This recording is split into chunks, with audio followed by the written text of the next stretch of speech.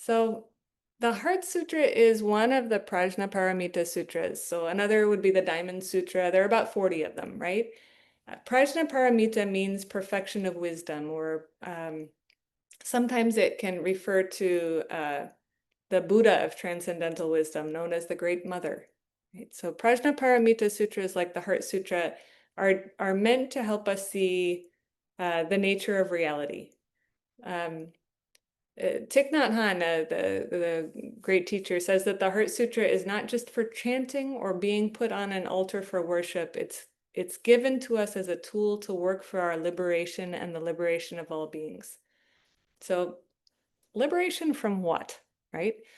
From dukkha, right? From anguish, fear, insubstantiality, dissatisfaction. To add a word, squirminess. Liberation from squirminess. That's my best explanation of dukkha. So there's a beautiful commentary about the Heart Sutra by Kaz Tanahashi, and he mentions it's got three basic parts. So in the beginning, we invoke Avalokiteshvara, so the Bodhisattva of compassion. The second part, after we invoke this spirit of compassion, all things in light of emptiness or in light of boundlessness. And then there's a gata at the end, that part that's not translated, that gate, gate, paragate. So for the first part, like, why on earth Avalokiteshvara or Kannon? Why her? Why the Bodhisattva of compassion? As Kaz Tanahashi puts it, it's that entity is like the personification of loving kindness. And he says that wisdom beyond wisdom is nothing other than loving kindness. So it's through practicing wisdom beyond wisdom that Avalokiteshvara, this being of compassion, becomes free from dukkha, becomes free from anguish, unsatisfactoriness, squirminess, right? So we can interpret the end of the first line as loving kindness frees all who practice likewise from anguish. Right? The true perfection of wisdom or loving kindness frees us all from anguish. So that's the beginning. We're like calling for help, right? Basically. The second part is the main part of the sutra, right? The main point of the sutra is to help us see the Buddhist concept of emptiness through which we relieve anguish. So how do we understand emptiness? So empty, Thich Nhat Hanh in his book about this talks about empty of what, right? Empty of a fixed separate self, right? And we maybe are like, oh yeah, I've heard that before, right? um, empty of a fixed separate self, but how deeply do we feel that, right? So I'm gonna have us do an activity for a couple of minutes. We're each going to find an object to think about, to meditate on, not zazen, but like actual thinking, right? It can be whatever's in front of you, the floor, the cushion, the person's leg near you, a plant, your own hand. You can just move your hand so you can see it if you want to. Just look at it and sit with it. And here's what you're going to do for a couple of minutes, and I will ring the bell to begin and end this short activity. But basically what you're going to do is take your object and first try to make an argument that whatever it is, your hand, is permanent and separate. It is clearly my hand, it is not the floor, right? So that's a pretty easy one, right? But you make an argument that it's permanent and separate, and then sit with it for a minute and see if you can find the counter argument that it is actually empty of a fixed separate self, right? Is it really permanent? And is it really separate? So I'm going to ring the bell. Please just find an object. Bear with me. Humor me a little bit here. See if you can make an argument. See what makes more sense to you if you try both out. Yeah.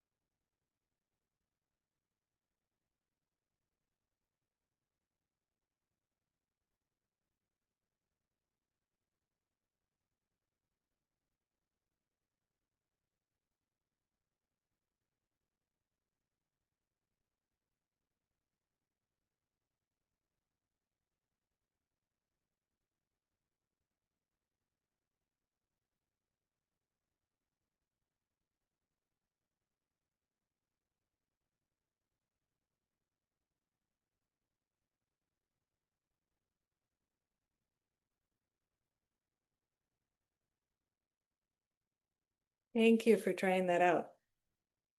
So just a show of hands, how many of you found it more convincing that you had a fixed separate entity?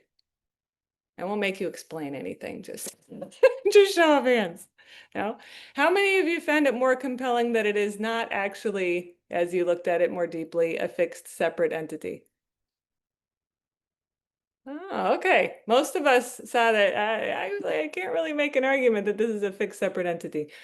Let me demonstrate with my knee, which is what I was looking at. So my knee, here it is. It's my knee. It's clearly something. It's got a name. But my knee is clearly also connected to my leg and could not function if there was no blood in it. So it relies on my heart and also relies on its movement for my, my brain has to be connected. And my brain and all of those other entities somehow rely on my breakfast, right? And my breakfast actually relied on the sun and the rain. And so there are sun, rain, blood, and a heart in my knee. And we could go on, right? Thich Nhat Hanh explains it beautifully sometimes. Some people have read it about an orange or a piece of paper, how you can see the sunshine in a piece of paper, the cloud in a piece of paper, or the logger in the piece of paper. Um, we can see that once we look deeply at anything, uh, we don't have a permanent separate entity to look at, right? So what does that mean? Like that and $5 can buy us a sandwich, right? Like what does that mean? Well, it means all things arise from other things. The paper, the plant, your hand, my knee, whatever, all of these things arise from other things. And so what the Heart Sutra does is goes through a list of all these different things and explains that there is no fixed separate self in those either. No real difference between eyes, ears, nose. The objects of the six senses are also empty of a fixed separate self. So what we see, the six sense consciousnesses are empty of a fixed separate self. The select elements listed from the 12-fold chain of causation are empty. So it's all these Buddhist teachings, right? And how they are empty of a fixed separate self. Even the Four Noble Truths that we rely on are empty of a fixed separate self. They don't exist on their own and they change, right? um, so we won't go through these really in detail one by one to make sure that that's true. We could, but we probably don't have time, right, today. But if people do have questions about any one of them, please do ask and discover for yourselves as well. In the Heart Sutra, there's also this line, with nothing to attain, a bodhisattva relies on prajnaparamita, and thus the mind is without hindrance.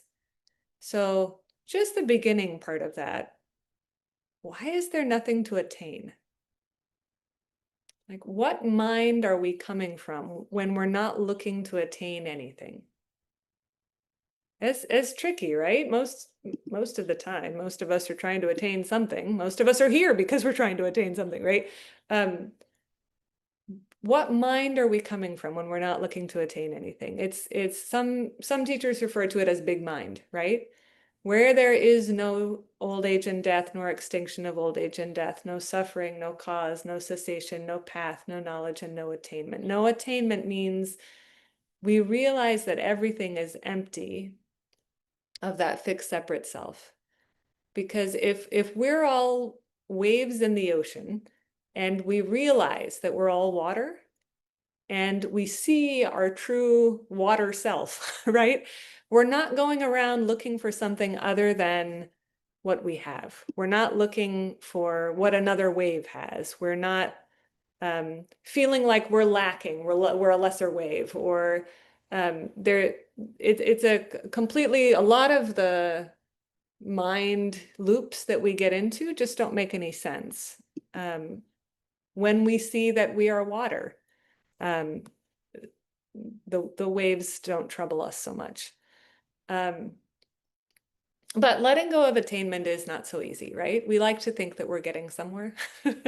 It's not easy to completely let go of the idea that some other thing is coming where everything changes and is to my liking.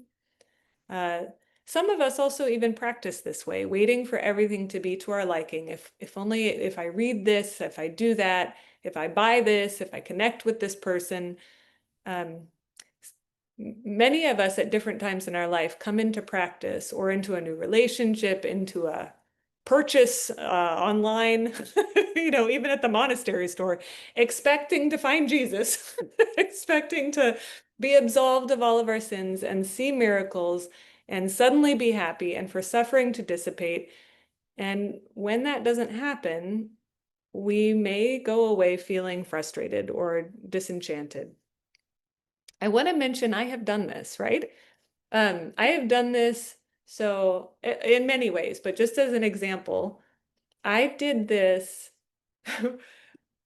when my teacher first offered me Dharma transmission. So this is the like, you're done, go off and teach people. This is, I've been studying with him for many years. He offered me Dharma transmission. And after that, and before the actual transmission, which didn't happen until several months later, that beginning part of him offering that, I was like, what? You have to be kidding me. There's nothing else? This is all you've got? But suffering is still present. This is ridiculous. What do you mean that's all? Right? So just to note, right, that this is a thing that we tend to do, that coming from a mind of attainment, right, of where's the rest? How can we really embody? And just to note, there were some pretty amazing, I guess I needed the push for him to say the ceremony was coming somehow. There were some amazing uh, insights that happened in those months. Um, I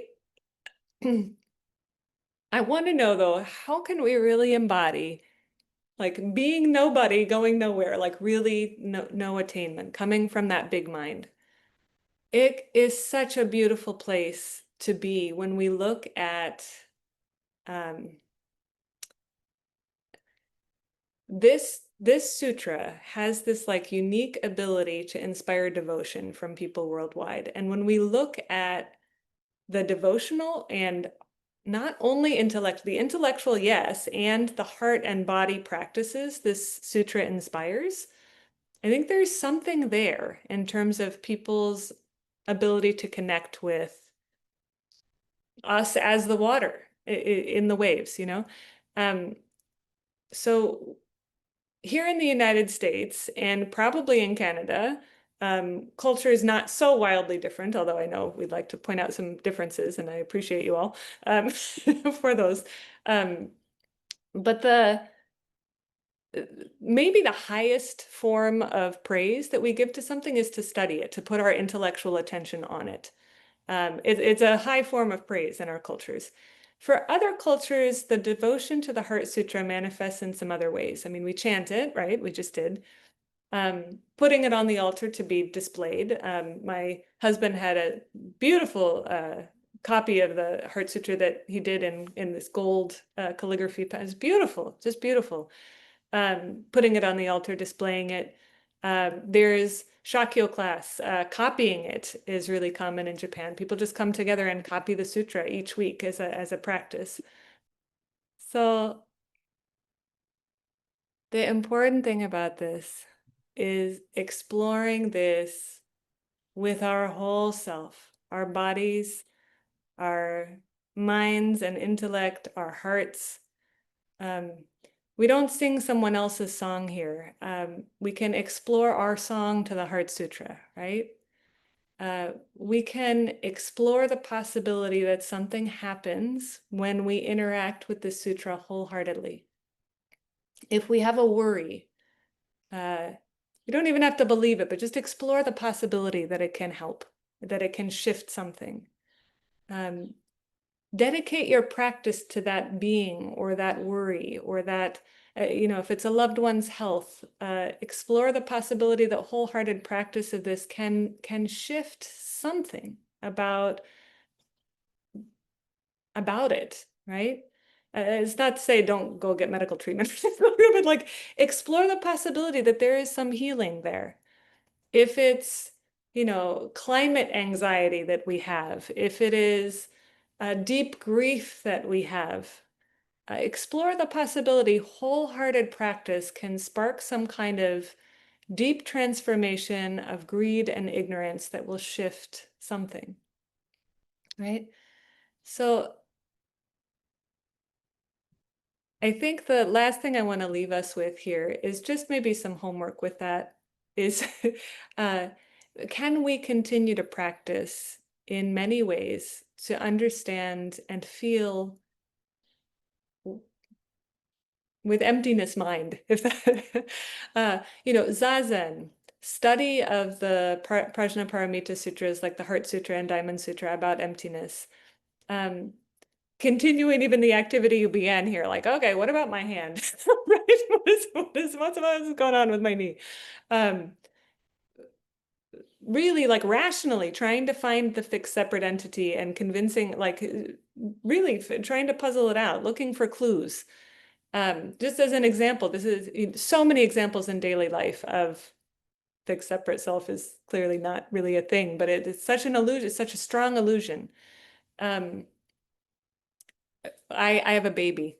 When I cut my baby's toenails, there they are at the beginning, part of this like adorable, precious little entity I'm so devoted to. And then at the end, there they go in the trash can. Like, what is her? What is not her? Or the things around us and in us in any moment, our breath, when we eat, when we go to the bathroom, what's us? What is not us?